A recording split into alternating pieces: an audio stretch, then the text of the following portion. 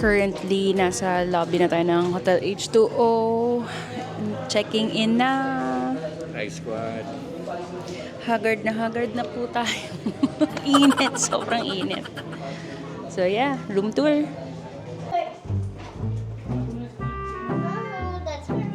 No.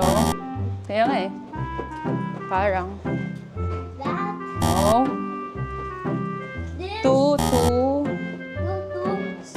0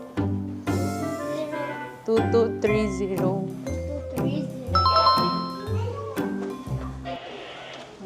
Open.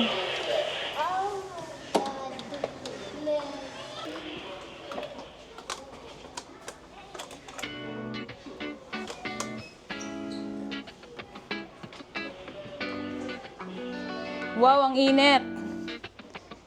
Ang ganda ng room. Pero ang init, hindi naka-on yung aircon. TV, may dalawang sofa. Yung dalawang sofa, isi-set up nila yan na maging bed mamaya. Hi! So, may kasama ng toiletries. There's shower. Yan, may kasama towels, dresser, shower area na may kasama ng shampoo and conditioner and shower gel. Tapos, naka-separate yung toilet. Perfect! Na may bidet! By the way guys, kapag mag-check-in kayo sa hotel, tip lang, yung mga ganito, yung mga pang-decoration, huwag na huwag yung gagamitin yan dahil di nila yan nilalabahan.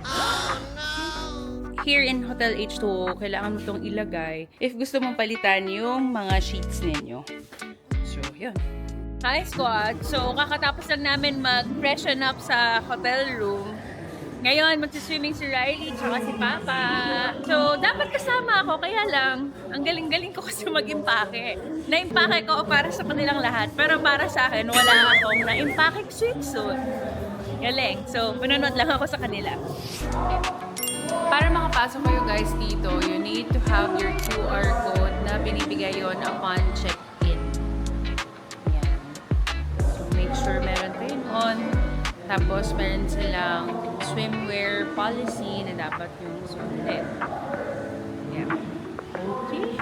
Unfortunately guys, hindi open yung Aqua Adventure dito. Pero open yung jet swimming pool nila. Yung mga nakikita natin sa, yung na pinopromote sa videos. Ito. Flash natin dyan. Yun. Close yun ngayon. Kaya itong small pool area lang yung open na at magagamit natin ngayon. So, papakita ko pa rin sa inyo.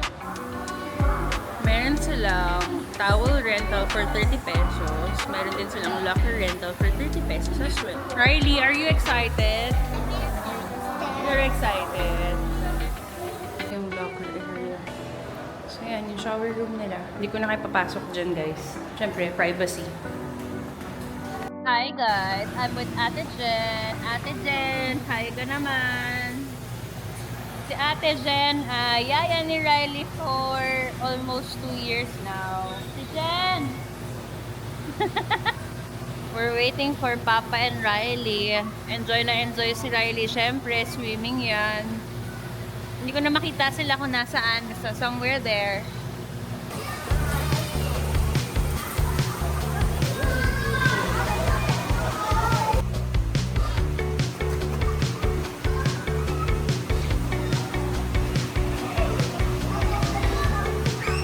Galing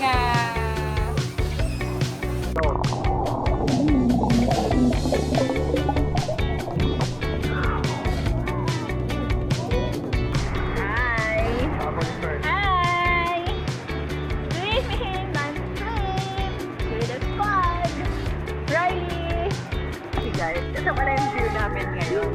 Yan yung show sa Ocean Park. Dami namin fans. Nanonood sa amin mag-swimming. Actually, kami talaga yung actual show. Kami yung mga silayon.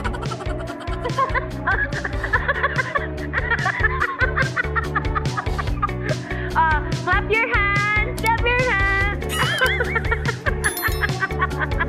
Kasi kami talaga yung actual sea lions dito. Or pwede rin naman butanding. Gusto nyo? Look, Riley, at tila yan, no? Riley, look.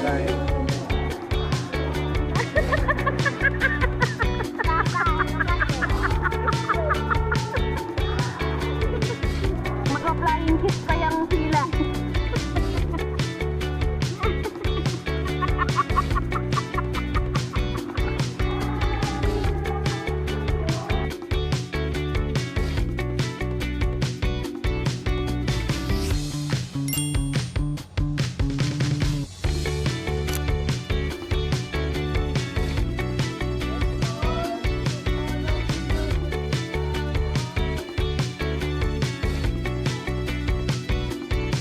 Squad. So ito ang setup namin. Ito ako, si Richie and si Mama, and then dalawang ate, at si Riley.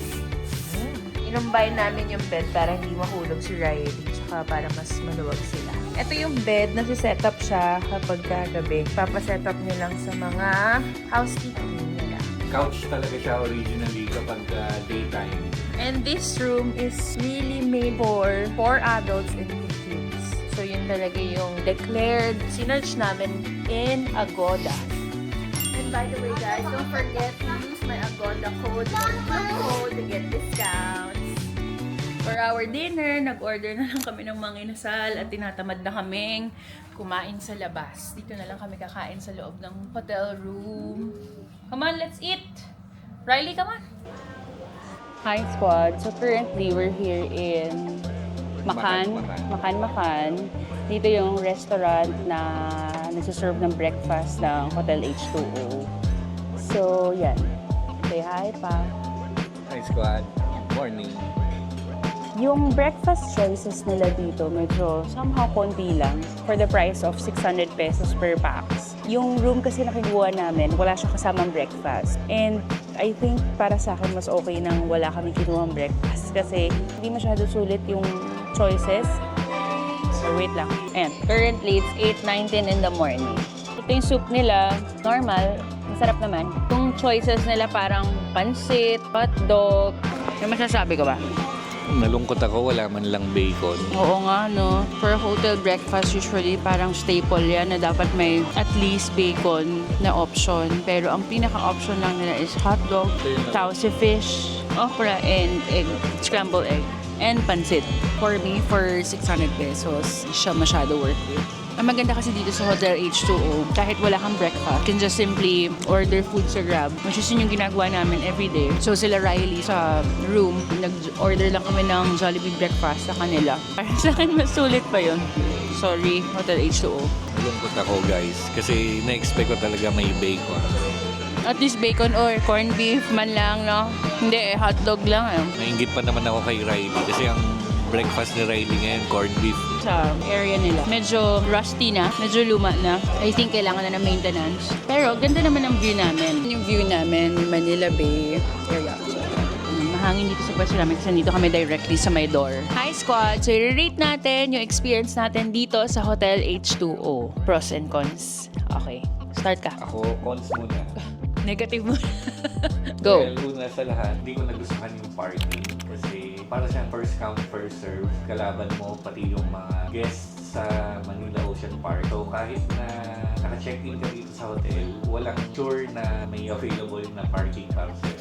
Okay. Tapos, ang rate ng parking nila dito, if regular kang pupunta sa Ocean Park is First 3 hours, 80 pesos. 80 pesos. Tapos, Succeeding, 20 pesos. yun. Tapos, kung ikaw naman ay naka-check-in dito sa Hotel H2O, free naman yun. Ipapa-validate mo lang Every sa... time na lalabas ka. Second, cons, yung ref nila dito sa H2O, hindi masyado lumalamig. Chiller siya, but as in, hindi talaga masyado nag-chill yung yung mga drinks namin. Especially yung milk ko, since I'm pumping, nasisira yung milk ko. So, ang ginagawa namin, kung ano yung na-pump ko, ipapakonsume na namin kaagad kesa masira yung milk. And hapon, bumili kami ng ice para lang ma-preserve yung milk longer. Palitan na nila yung ref, pero hindi pa rin lumamig. And lastly, yung swimming.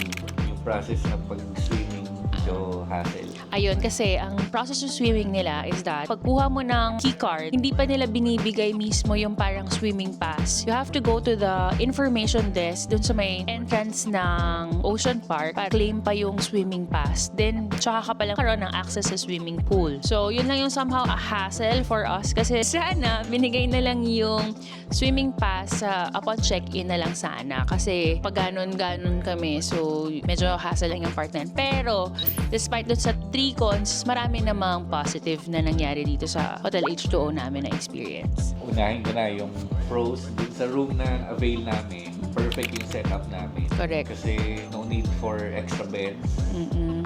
Tapos kasyang-kasya at cozy na cozy kami sa feeling namin. Yung setup kasi namin dito is, kung nakita nyo dun sa mga videos, is that meron silang 3 sofas. So yung sofas na to, itong inupuan namin, magiging bed din siya. Tapos sila ng may bed sheets, tapos may blanket and pillow na kasama. Second, ang gusto namin dito is very accessible sa lahat. Pag gusto mo mag-Ocean Park, pag gusto mo mag-Biodome, pag gusto mo mag-National Museum, mag-Manila Zoo, napakalapit lang sa lahat. Tapos perfect siya for kids kasi kapag may kids kang kasama na inaantok, napapagod, gusto mo mag-clean up, ang dali niyang puntahan, balikan. So yun yung pinaka-perfect is yung accessibility niya. Third, ang gusto namin dito is napakadali magpa-grab ng mga food or items na kailangan namin.